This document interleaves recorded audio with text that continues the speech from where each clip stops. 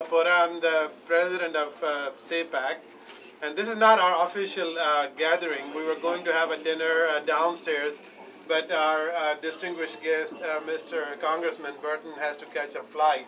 So we're going to do a kind of impromptu, very informal gathering here, and I'll request Congressman Burton to just share a few words with us, just to in a way of introduction. I don't think he needs introduction. In fact, I was just reading that he's been serving in the new 14th term. It will be like 28 years to that. Wow. I know, and I look so young. I think I'll have to move to Indiana and drink the same water or something like that. But so we are very honored to have him here. And just to introduce to Congressman what we are, we are a very small PAC. We're a new PAC, Congressman. We just started last year. It's called the Sindhi American Political Action Committee. And Sindh is the southmost and the most deprived province of Pakistan. By all international figures, WHO, IMF, the poverty parameters in Sindh are the lowest, although it is the richest in natural resources. It is the province in Pakistan which controls all the major seaports, and it has been the base of industry and agriculture for a long time. But unfortunately, those have never gone back to the local people of Sindh. And I know that when you talk to people in America, they talk of Pakistan as a homogeneous entity. Unfortunately, those of us who grew up in Pakistan realize and know that Pakistan is not a homogeneous entity. Pakistan is a country which was formed by 4 or 5 different federating units.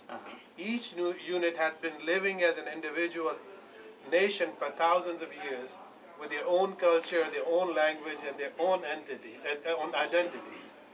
Unfortunately, in the last 50 or 60 years, there's been a deliberate attempt to completely annihilate and destroy the local indigenous identities in the name of religion, which I think is part of the major problem that we are seeing in Pakistan. And this is not an anti-Pakistan forum. I don't want this to be an Pakistan forum, but I just want everybody here to be aware of the intricacies that are involved in the socio-economic, ethnic, and religious background in which Pakistan was created. And when we talk to our friends here, very few people are aware of those. And that is the reason we are so happy that you're here, which is, to me, to all of us, shows that you're willing to understand all these complicating issues that are on the ground there.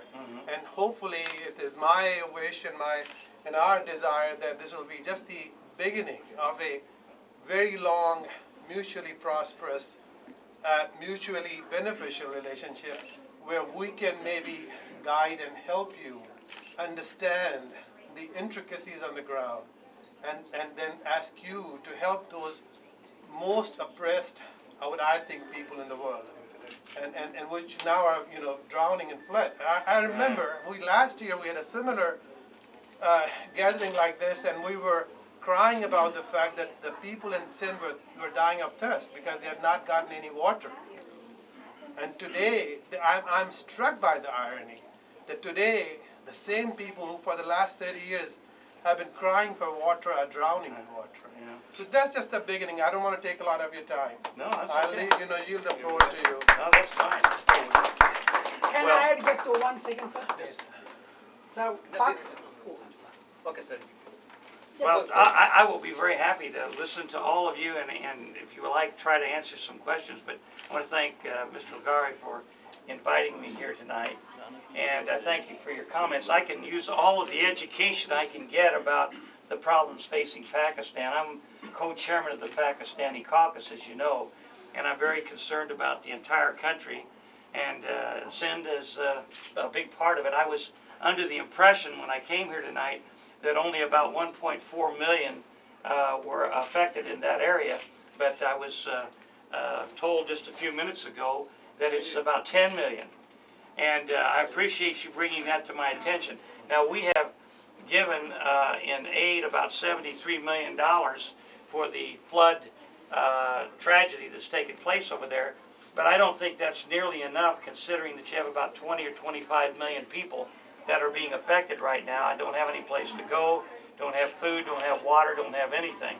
And so I have written a letter to the President, President Obama, asking him and USAID and the other agencies that we have to give additional help and attention to the stricken areas over there, because one of the things that is of great concern to me is stability in the whole region.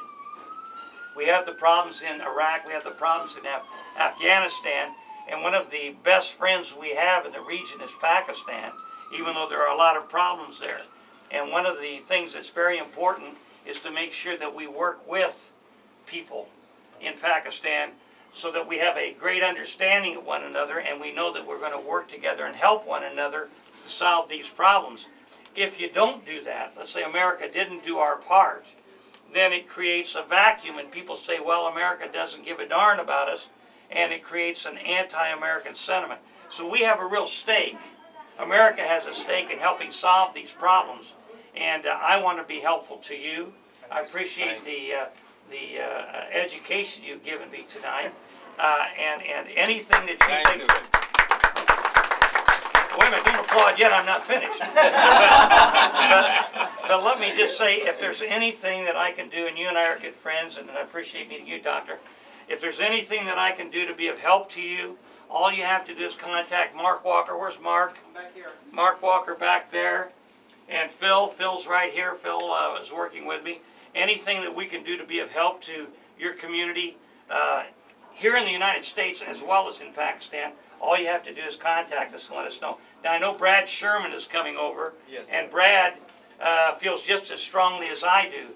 So you have bipartisan support in the Congress for solving this problem. And that's probably my wife calling. Excuse me just 1 second real quick. Yes, She's trying to catch a plate. I got. Honey? I'm giving a speech. I'll see you when you get off. Bye. She's on the plane.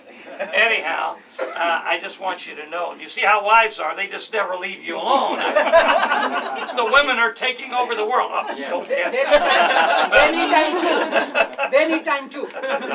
But I want you to know that if there's anything that I or my office can do to work with you, Sure. and I appreciate you being so helpful to us and I keeping in appreciate touch. it. And all you have to do is ask. And with that, if there's anything that you'd like to impart to me tonight, I'll be glad to try to. Who can email you if you don't?